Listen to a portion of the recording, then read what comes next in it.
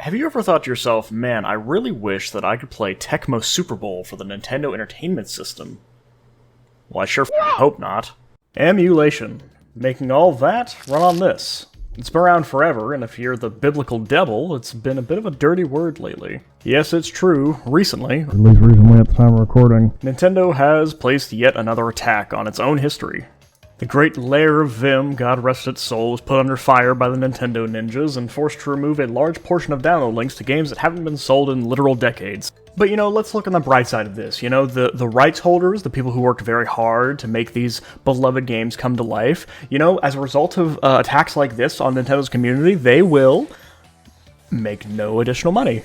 So why does Nintendo do this? Or many gaming companies as well. Sony has been guilty of such thing in the past. Well, I have no idea, frankly. I'm sure it's a bunch of legalese or cultural differences between me, some random American sitting in my room, and a Japanese super company, but that's not what I'm here to talk about. To many people's surprise, I'm not really here to argue the moral benefit of downloading and playing old games that literally none of the original rights holders make money from. It's an age-old argument, and there's nothing really to be gained there, in my opinion. I just want to talk about emulation because I love it, and I think it's really cool, and people do nice stuff, and so I want to show it off. Look, here's the thing, alright? Full disclosure, I'm 23, or I'm turning 23 this year, which pretty much makes me a baby, so I'm not going to be able to have the perspective on a lot of these older games that other people will. Do you know when two of my favorite games came out?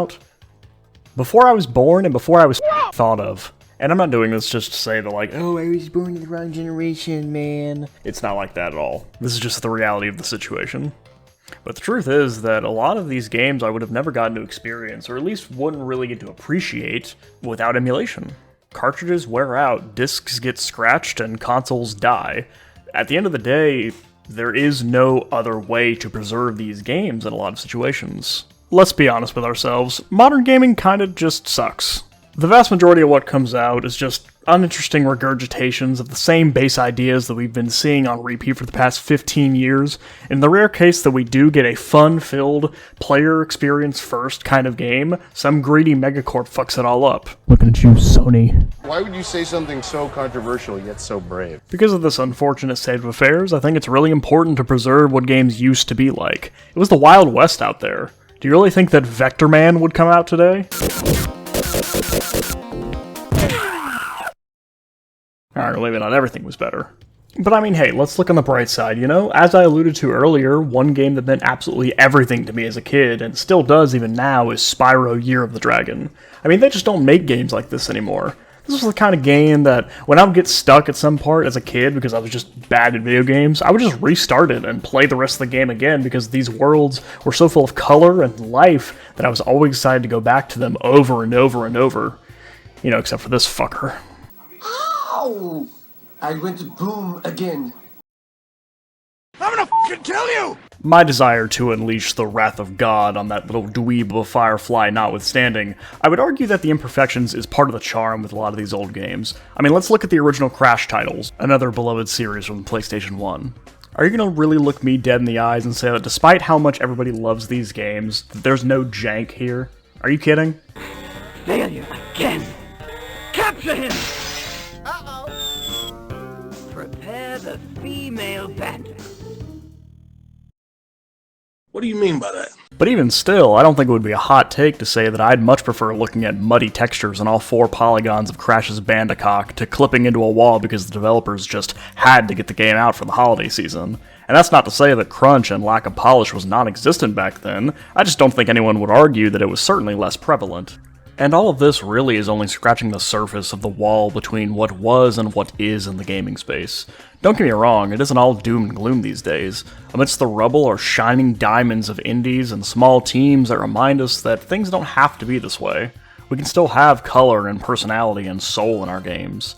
Chances are you'll actually see a dedicated video from me in the future about indie games and what they do to us and to the industry.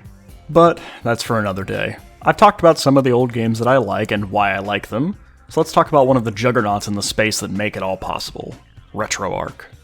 When I first got into emulation, I actually really disliked RetroArch, or at least I didn't feel like it was for me.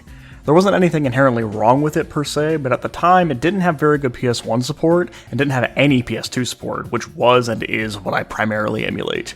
A lot has changed though in the last 14 years of development. RetroArch is now about as close to a one-size-fits-all solution in emulation as there ever was, and it's only getting better every day. Not to mention that on top of being able to run practically anything, it also runs on practically everything. Windows, Mac, Linux, Android, Raspberry Pi, Xbox, Switch, almost anything you could possibly want. RetroArch might not be perfect, but it's really f***ing close if you ask me. Granted, the PlayStation 2 support is still shaky in my experience, so if you're looking for something like that, I'd recommend you show some love to the PCSX2 project. I'll link them in the description along with RetroArch. They're absolutely phenomenal over there. I haven't personally looked into emulating much beyond the PlayStation 2 though, so you'll have to do a bit of your own research if you're looking for something like that. All of this is to say, I hope that we can all appreciate the relatively unfettered access that we have to gaming history. A lot of man-hours of people much smarter than me has gone into preserving it, and I hope that you're able to appreciate and support those people when you can. As for me, if you don't mind, I'm going to play my new favorite game, Tecmo Super Bowl.